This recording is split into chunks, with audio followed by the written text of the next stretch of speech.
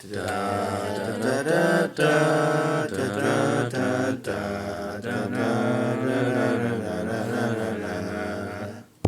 we talk about supply and demand, first let's have a look at the term market and competitive market. Market, a group of buyers and sellers of a particular good or service. The buyer determines the demand for the product, and sellers determine the supply for the product.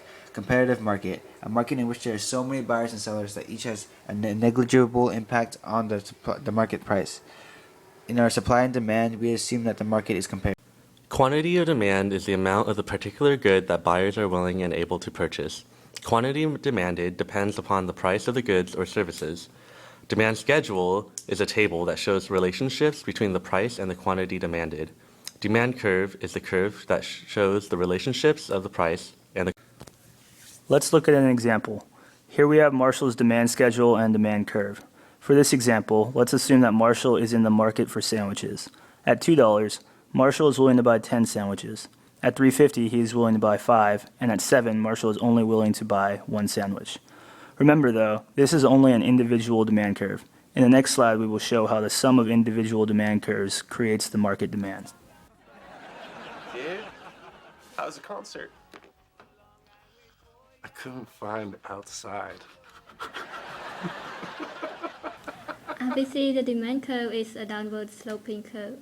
Law of demand, holding all else constant, when the price falls, the quantity demanded rise, and when the price rises, the quantity demanded fall. Here is the simplified model of demand curve. If the quantity demanded changes because the price changes, there is a movement along the demand curve. If the quantity demanded changes at every price, there is a shift in the demand curve. Any change that increases the quantity demanded shifts the demand curve to the right, and is called an increase in demand. Any change that reduces the quantity demanded shifts the demand curve to the left, and is called a decrease in demand. There are 5 demand shifters, the first of which is income. Income is one of the factors that affects the demand curve. When the income changes, the quantity demanded changes depending on what kind of good or service it is. A normal good is a good when an income rises, demand also rises. It changes in the direction of income. And an inferior good is a good when income rises, demand falls. It goes opposite with income. Okay, just walking down the street with some money in my pocket. Don't touch the money. It's so obvious, just be cool. Oh no, the baby's on to me. Babies can smell money, everyone knows that. I'm carrying a lot of money. The second demand shifter is prices of related goods. Now, why does the price of a related good affect the demand curve? There are 2 types of goods. There are substitutes, goods that are used for the same purpose, for example, Pepsi and Coke, watches and cell phones. If the price of a substitute rises, the demand of the good rises. They go in the same direction. The other good are complements, goods that are used together. For example, peanut butter and jelly. If the price of the complement good rises, the demand of the good falls. They go in the opposite direction.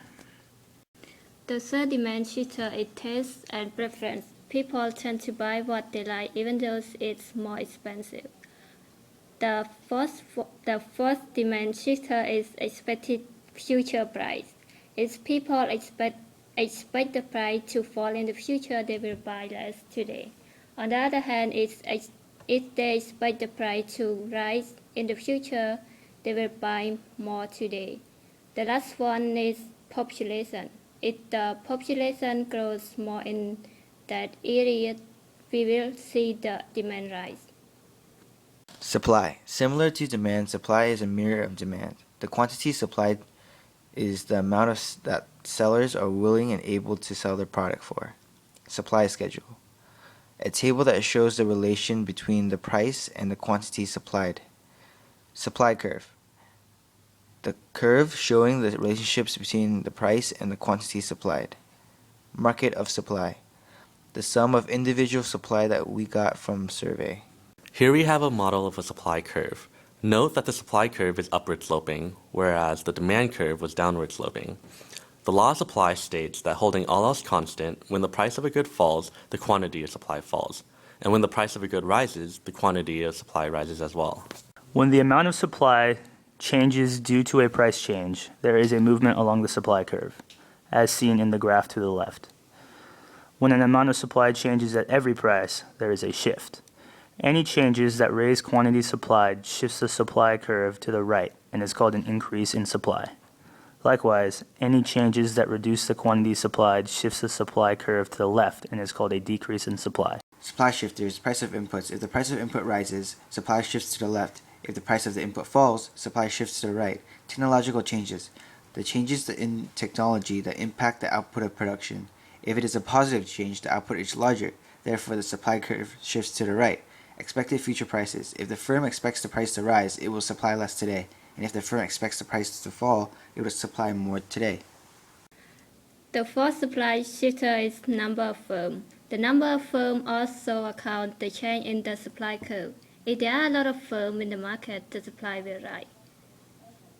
If there are a few firms in the market, the supply will fall. It's the price of substitute in production.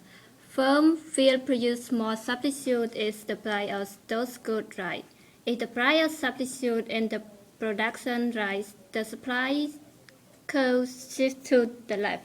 If the price of the substitute in the production fall, the supply shifts to the right. Supply and demand together.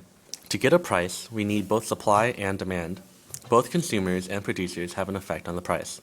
Notice the graph below. When the quantity of supply and demand are equal, it is called competitive market equilibrium. The quantity at equilibrium is called equilibrium quantity, which is shown by Q sub E, and the price is called equilibrium price, which is shown by P sub E. What if the market price is not at equilibrium? There will be a shortage or a surplus. A shortage is a situation in which there is an excess in demand, as shown by the graph on the left. A surplus is a situation in which the quantity supplied is greater than the quantity demanded, as shown in the graph on the right. If there is no government intervention, there will be a movement along the supply and demand curve towards the competitive market equilibrium. The law of supply and demand states that the price of any good adjusts itself to bring the quality supplied and the quantity demand for that good into equilibrium.